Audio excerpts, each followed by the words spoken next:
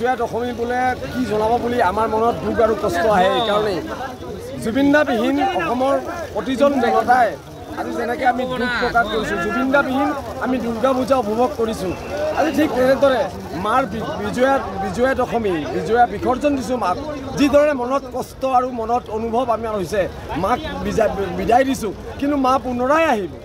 আমিও ঠিক তেনেদৰে জুবিন দাক যাতে পুনৰাই আমি সমগ্ৰ অসম ভাৰতবৰ্ষ বা বিশ্বত যাতে জুবিন দা আমাৰ মাজত জীয়াই থাকে সেই কামনা কৰিছোঁ। জুবিন দা আমাৰ মাজত জীয়াই থাকক আৰু মায়ে আজি মা দুৰ্গাই যেনেকৈ আমাক শক্তি দিছে, এই মায়ে যাতে প্ৰতিটো জাতি জনগোষ্ঠীৰ মাজত সমন্বয় মিলা প্ৰীতি ভাতৃত্বত আমাৰ মাজত অটুট ৰাখক সেই কামনা কৰি জুবিন দাৰ আত্মাৰ চিৰশান্তি কামনা কৰি আজি সকলোৱে ভাতৃত্ববোধ যাতে একেলগে থাকে সেই কামনা। কিমান পূজা আজি বিসৰ্জন? আজি চাওক বিলাচীপাৰাত মোটামুটি 58খন পূজা মণ্ডপ ইতিমধ্যে বিসৰ্জন থলীত আহি পাইছে।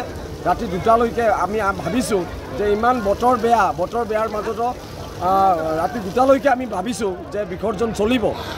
মাৰ যিটো বেদনা, মাক বিদায় দিয়াৰ যিটো বেদনা, সেই বেদনা জুবিনদাৰ ক্ষেত্ৰত আমাৰ সেই বেদনা। জুবিন দা আমাৰ মাজত থাকক, সদায় থাকিব। প্ৰতিজন অসমীয়াৰ মাজত জুবিন দা জীয়াই থাকিব সেই কামনা মাৰ শ্ৰীচৰণত প্ৰণিপাত জনাইছোঁ। বিজয় দশমীয়ে কি জনাব আজি?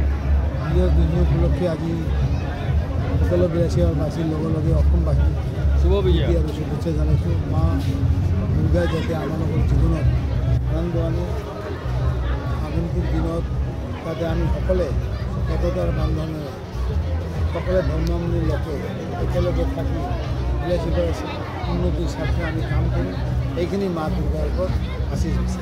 ছাৰ কিমান টোটাল কিমান পূজা হ'ল? 56লৈকে 56। ধন্যবাদ।